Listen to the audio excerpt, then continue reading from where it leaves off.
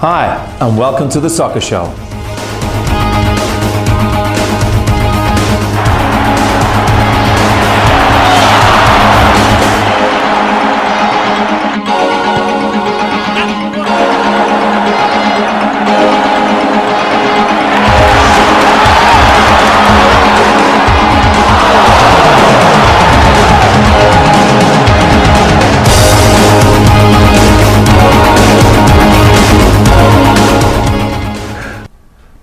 Hello and welcome to this week's episode of the Soccer Show.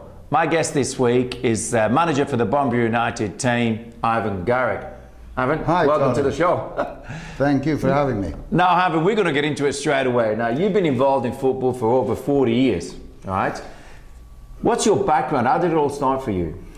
Well, I certainly wasn't a good soccer player. I didn't play much football. I basically, first and foremost, administrative apprenticeship under the old guard of soccer back in 73 more so. That's when I got elected secretary. I did start at the end of 72 as a supporter of the game, but I didn't become an administrator until 73, secretary that be. And back then you had the Ron Mosses, the Bob Richardson, who was the founder of the current Southwest Soccer Association, Bill Curry from Bustleton, Alan Off, and Larry Farrell, and the old guard. And you know, they were 20 plus years older than I at that time.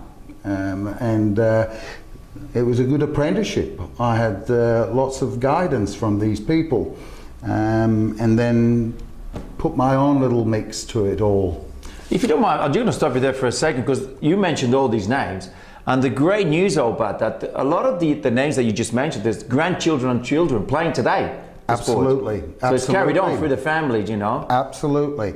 And of course, Ron Moss, who probably would have had the most influence on me, he was the guy that encouraged me to build the Socceroos. And you know, I used to spend a lot of time when my son was young going over there, and he'd say, look, you need to do something, put something in brick and mortar, and he said he'd help me, and together we did. We worked, even though we were generally at war with one another, because we were, you know, him being a very, very sound autocratic administrator back then, and I was the young usurper to the throne. Basically, we did have lots of clashes, but all in the spirit of meetings. And for the love of the game at the end of the day. That's what it is, let's be honest. And let's face it, you know, you can talk with your Dick Fearans and any of those administrators from that period and onwards, is that there's so few of us that really are passionate about what we do.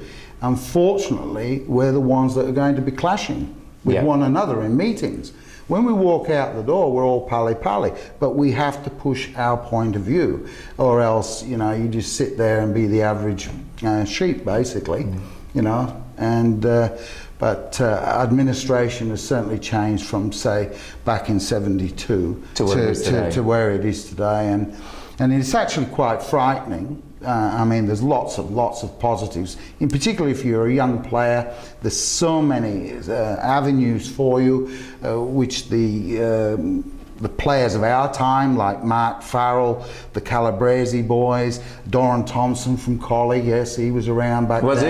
Okay. And the Alan Armstrongs of the day, they didn't have the career paths available to them. So if they had any success, it was from sheer hard work and a bit of luck, because there was no career path back then. Today I look at it and I think sometimes the young people don't appreciate how much is available to them today. And it's all come from hard work from the forefathers and all those people that I've mentioned earlier on in this program. And it's a credit to them, and it's not been easy competing with other sports. And that's the next question I was going to ask you, is because we've got the football out there, we've got the rugby, we have all these different sports, and then we've got ourselves the football stroke soccer. I mean, if we look about it where we were 10 years ago even, and where it is today, what do you think should be the next step to go even better, basically, and be ahead of the other sports? Oh, look, I think we're going the right way. I mean, just look at this show, for instance. I mean, I was a guest on the original show back many years ago, and that was something on GWN, to have your own soccer show. I was actually a co-presenter of the ABC radio show, and that we used to get half an hour, then they reduced it to 15 minutes, and you know, those were great innovations back then, great things. But certainly now what's available, you've got the internet, social media and all this. So marketing the game is going to be a lot easier today. I mean, you don't need your newspapers that much as you did back then. Yeah. But now with the way people, the young people communicate through Facebook and all that, it's just amazing. I mean, I can myself, after a game, go home and within 30 minutes of getting home, I have got all the pictures of the day, 300 pictures from the game. We have video of the game, and so we edit, we try and get the goals up immediately on our website. And so that's just talking from Bunbury United point of view. But I'm sure most clubs now are cottoning on that to market your club, that's what you've got to do. Yeah. But let's look at all the other clubs that we have available in the southwest, from the Busselton to the Dunsborough. You know, we have Margaret River, Mangemup, you name it, right? Again, I'm a big believer too that the only way to move forward is if everybody unites together, if everybody goes in the same direction, you know, and makes this sport the #1 sport played in the southwest on all different levels, right? But what is needed to do that? How do we move forward? How do we make these clubs healthy? How do we make these clubs, you know, to go out there and say, hey guys, this is the #1 sport. We want people to come and watch the games and develop the youngsters to become bigger, better and stronger. As administrators, we sometimes shoot one another in the foot and the game itself. You don't have a gun here today, do you? No, I used to carry two. I used to carry two back in the old days, and 3 bodyguards.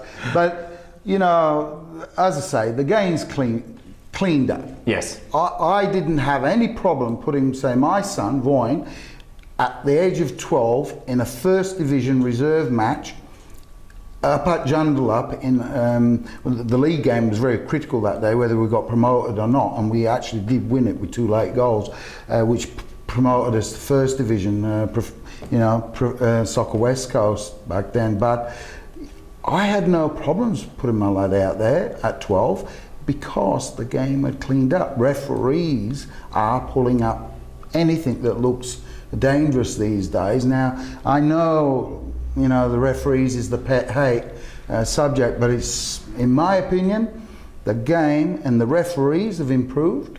I mean, I take the guy from Margaret River, Adrian Nathaniel. He from the first year he started to current day, I mean, he's allowing the flow of the game to go on and basically pull it up if it doesn't work out. If it doesn't work out, I agree with that. You need to play the advantage. Sometimes these days, you know, we had it on Sunday where a couple of times the game should have just gone, should be flowing, do you know what I mean? And then bring it back if it's needed. Yeah. But you got away.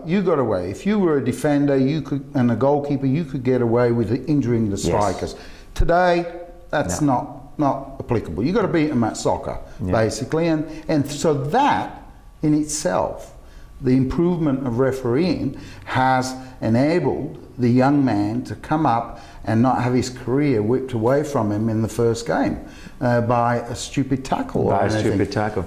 Most injuries these days are by accident. Unlucky. That's the way I see it. Yeah.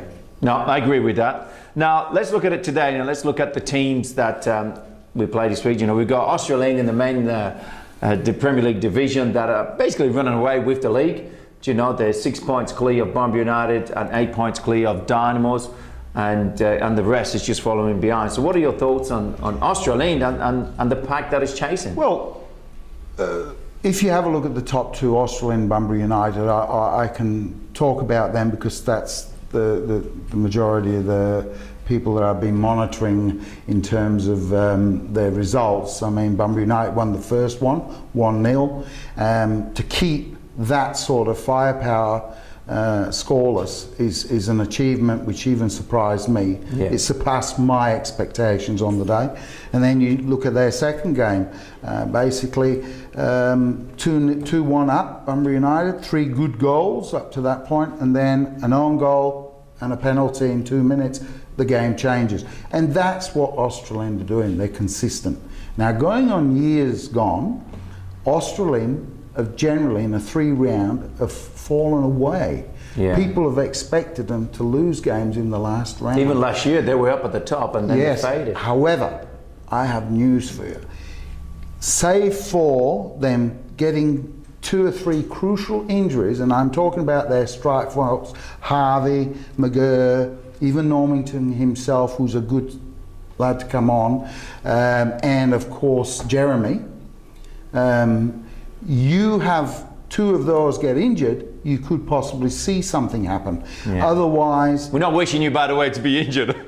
no, but being realistic, this is the way I see it. Yeah. Australind definitely for the championship, Bunbury United runner-up, I believe, and then it's a fight between Dynamos and Deliup in there behind for 3rd position. I fancy Dynamos. I think Dynamos are the big improvers, and their results against Australind demonstrate that to me, that they've certainly, through good coaching from Alan Armstrong, a man who's got a vast experience in his playing career, and he is a guy that I would imagine would keep the fitness, and he'd keep putting the young blokes in, and if you didn't turn up to training, you'd be out. Well, he's a police officer, so he definitely keeps him on. and you add that to the equation, and you've definitely got the makings. He'd know the psychology as well required, because as a police officer, the psychology and the bluff and all. No, that he's a great coach, and he's, you know, and he's passionate about the game, and he's working very hard to make sure that Dynamo is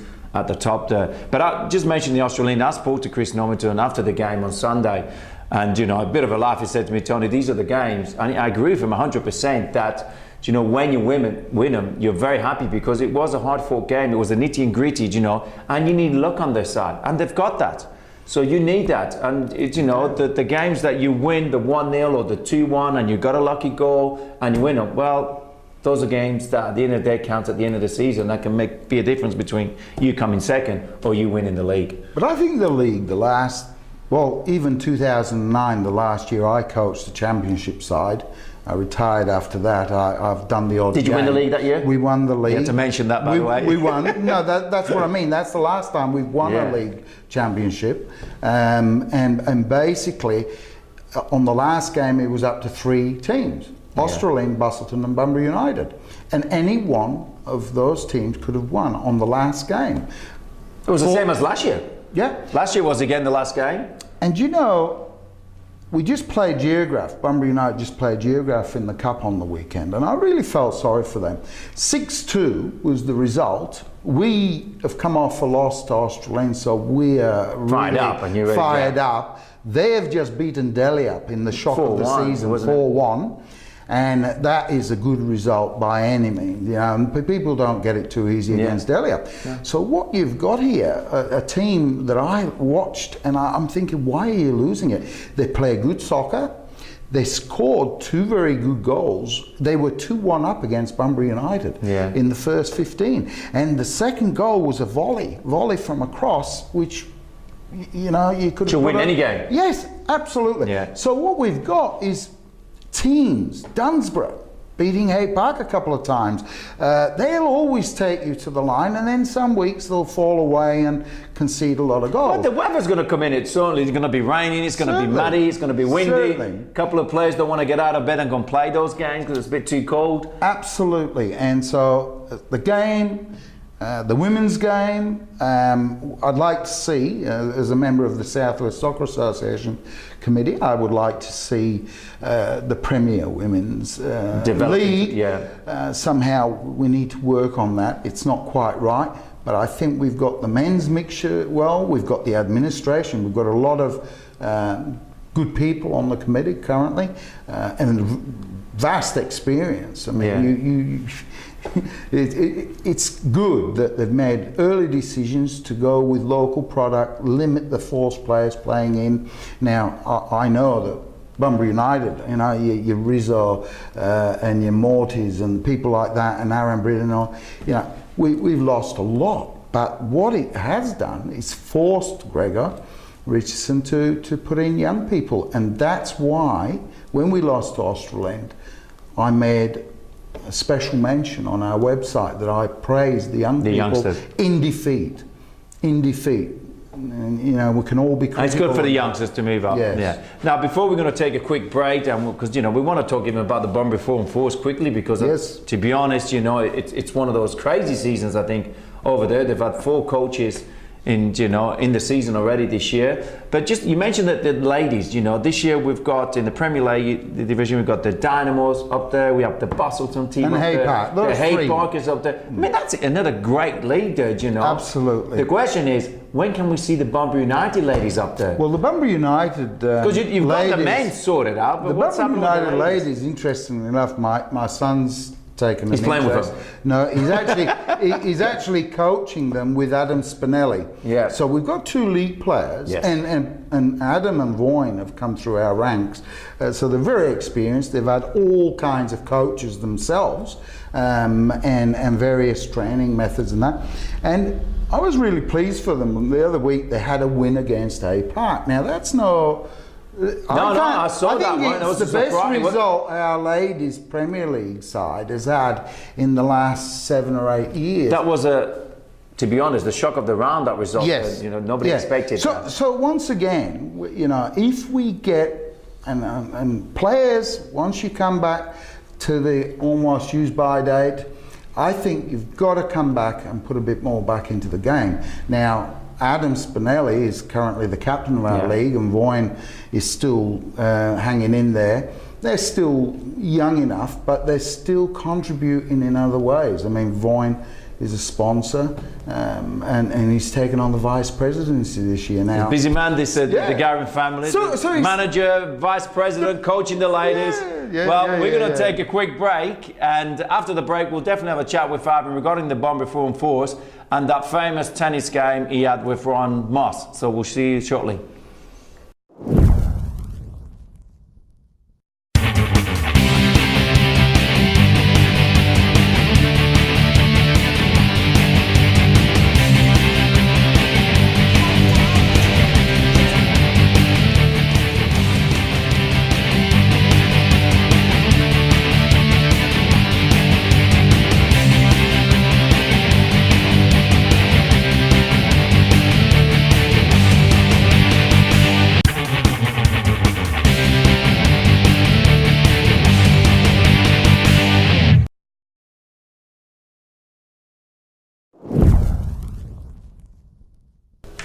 Welcome back. Now, Ivan, we mentioned about the famous tennis game with yourself and Ron Moss.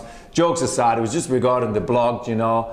We went on there and we can see that you were answering back to Ron Moss. Ron Moss was answering back to you. What was that all about? Well, I suppose I was fortunate that we had a computer and internet between us, so I might have come off second best with Ron in that little encounter. I mean, what would have happened 25 years ago? I think I would have got a good hiding. Look, I've got the utmost respect for Ron and what he's achieved and everything, and you know, both of us, we keep files and we rummage through files, and to be honest, he has a bit more time than me these days, and he's probably got more opportunity to check his facts. However, some of the facts I have deeply embedded in my brain. In your library. And yes. So, but yeah, that was good fun, and it was good that Ron Kept a lot of people entertained, by the way. A lot of people spoke about that for days. I actually told the people at work, I said, I'm going to make a comment here, and I bet you it reaches 30 plus comments. Well, it reached 40 and Ron cut it. And that's what happens when you've got two guys that have been around for all these years. Well, you've probably got 100 years of football between the two of you. Not quite, but almost, yeah. Almost there. Yeah, absolutely. Now, Ross aside, we'd love to have Ross on the show, you know, hopefully the two of you together and have a bit of a debate here, and you know, because like I said, a lot of experience there. But let's talk about the Bunbury Forum Force for the next 2 minutes. Again, like I mentioned before, another coach has left. You know, it's 4 coaches in a season. And we just wish the best to the Bunbury Forum Force, you know. It is the state league team. There's a lot of people that go and watch the game. A lot of players that play on a Sunday watch the game. Do you know, what's happening there? To be honest, I've calculated about 9 coaches in the last couple of years. But why? And well, I think it's... Who is to blame? Is it the coach? Is it the president? Is it the club? Is it the coach is not good enough? Who makes those decisions? I think it's location.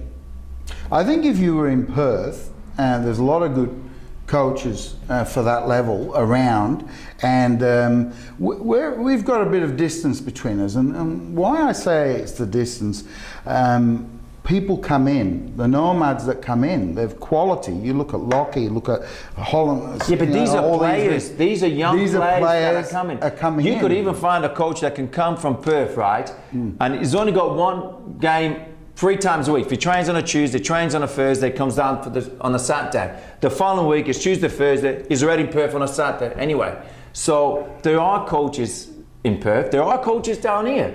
But the question is, why are they not lasting the season? I have very little knowledge on that. All I can say to you is that in my day we travelled every week away, and I never had a first team train together ever in 5 years. Basically, I put the team together on a Thursday, I faxed my team list up to Perth, so the contingent in Perth, and that came together and did with quite some success.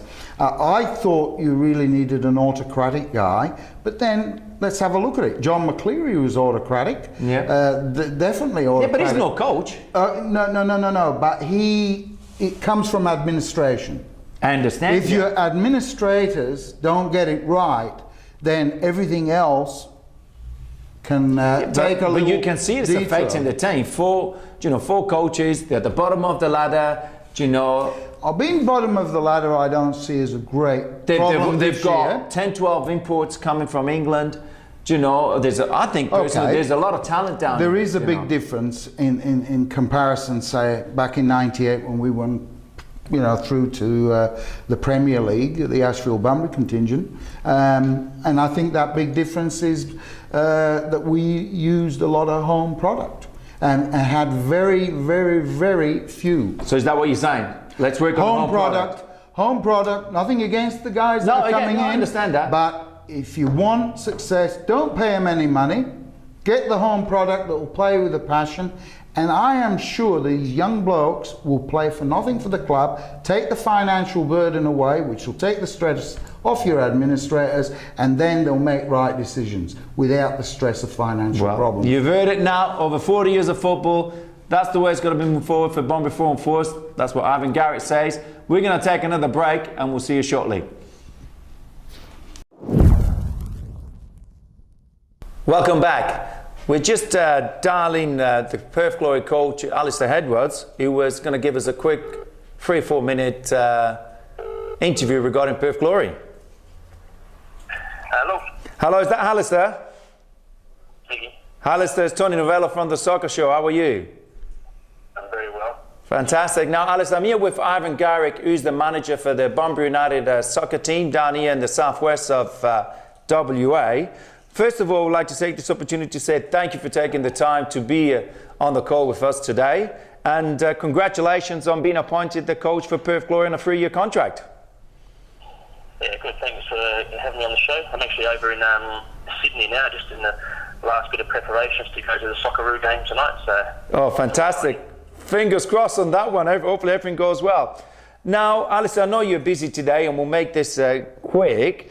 Again, this year, if we look at Perth Glory, we have a new coach, new players, probably have a new system of play. We have a new stadium. Apparently, there's a new kit coming out. So it's very exciting times now at Perth Glory. It definitely is. I think it sort of all coincides with the exciting times of Australian football, with the A-League going so well, the Socceroos hopefully tonight qualifying for the World Cup. Well, hopefully it'll be a big party. Yeah, but in terms of Perth Glory, I think things are looking very, very good. The players we got are excellent. We had a really good finish to the season. We're looking to sign some pretty young, exciting players, and also some other imminent signings as well. So we're really looking forward to the season. Fantastic. Now, one question I wanted to ask you, Alistair, is, if we look at the WA players, at the moment we have 6 WA players who are on the under-20 team for Australia in the World Cup in Turkey. And one of the biggest debates we always spoke about is there's not enough local talent in the Perth Glory team. What's the reason there, and will it change this year? Well, the reason is because the players that you mentioned didn't see an opportunity to play with the Perth Glory. One of them is actually my son, who's over at he's just about to play in the World Cup. He, for example, tried to play for Perth Glory, but wasn't offered anything to go. And there's quite a few. Scott Galloway, who's over in Melbourne Victory, was in the same situation. They decided to go elsewhere because of the reasons you'll probably have to ask them. But the fact is, if I could sign the whole lot of them tomorrow, I would. But Scott Galloway's got a 2-year contract with Melbourne Victory. Ryan Williams, for example, is over in Fulham. We've had discussions into trying to see if he wants to come back. But the fact is that, with the likes of what's happened with Danny De Silva and those type of players, Josh Rifton, people can see that there is a pathway for these players moving forward, and hopefully that's going to change. Oh, fantastic. That is great news, and that's what people from WA want to hear, because like I said, there is fantastic talents down here, and hopefully it will go that way. Now, just one player that left the club, and if you don't mind us asking, Liam Miller, he moved to the Brisbane Roar. What was the goal there? Liam's a good player. We offered him a contract on the exact same terms as what he was on with us this year. Yeah. We offered him a 1-year deal, but he wanted a longer-term contract and a more money, and so we weren't prepared to do that, and so he decided to move on. A good player, but from our point of view, moving forward, we need to regenerate the squad, and what we were lacking in the squad is goal-scoring midfielders and people who actually are good finishers. Yep. We need to add that to our thing, and Liam is a fantastic player, but no disrespect to him, he's not exactly a goal-scoring no material, no. And so it would have been great for him to be at the club, but we needed to bring in someone who is also going to be able to score goals, and what he was expecting from us, we couldn't do that, and we wouldn't have been able to bring in the players that we wanted to bring in because of our financial constraints with salary cap. Fantastic. Now, when does your pre-season kick off? When does that all start for you guys? Well, it officially starts on the 1st of July. Yep. But the guys are back in now doing some pre-season screening just to make sure that everyone's fine to start the pre-season proper. Just got the physio department and that just looking through a few things and doing a battery of tests. But everyone's looking forward to it. I think they've all been away on a thoroughly deserved break. Yep. Because quite a few of the guys haven't had a rest for 3 years, like Shane Smeltz, for example, being in the World Cups and playing overseas and things like that. A lot of the younger players, like Josh and Jack Clisby and all these kind of guys, because of the fact that they're playing in, say, for example, the State League before or whatever, and the Youth League, they didn't really get much rest. So the guys have been having basically a situation where they're recharging their batteries, and they're all going to be come back fit and proper. We start pre-season on July 1, and then we go to South Africa on the 20th of July as part of the pre-season. Oh, fantastic. Alistair, Ivan here. Tony and I very excited and envy you a little bit for tonight's game. Packed house. Come on, give us a prediction. Well, I'm actually here with Craig Foster. He's a good friend of mine, and we were talking about that just now, actually. People are thinking that it's going to be a relatively easy game, but there's no easy games in the AFC anymore. In the competitions, Iraq are a very, very good team. So I just hope that we just get a result. A 1-0 is fine for me. I know there's some media over here that are saying it's a 6 or 7-0 job, but but I think there'll be 80,000 people there. It's a much-win game. We've got some very experienced guys in the team who know how to win games, and so I think we'll get through, but it won't be as easy as people are predicting. No, it won't be an easy game. Now, did you mention that Craig is next to you now? Craig, well, he's actually having a coffee on the table just across the road from me, yeah. Okay, then. I was going to say hello to him from one presenter to the other. Now, just before you go, I want to say thank you for being on the show today and taking the time for this phone call. But last thing, your goal and objective for the season for Perth Glory, what will that be? To fill the stadium regularly. Yeah. What about the team? I mean, I know you're just taken over, and there is a 3-year project there, and like I said, there are exciting times. But in ideal seasons, would you be looking at a top 6 finish, a top 4 finish? What are your plans? What's your goal? The thing is, we touched on a few things. What we want to try and do is play a brand of football that people want to come and watch. We want to provide opportunities for the young players in Western Australia, or if not the young players in Western Australia, the young players, the top A-grade players that are playing at the young Socceroos.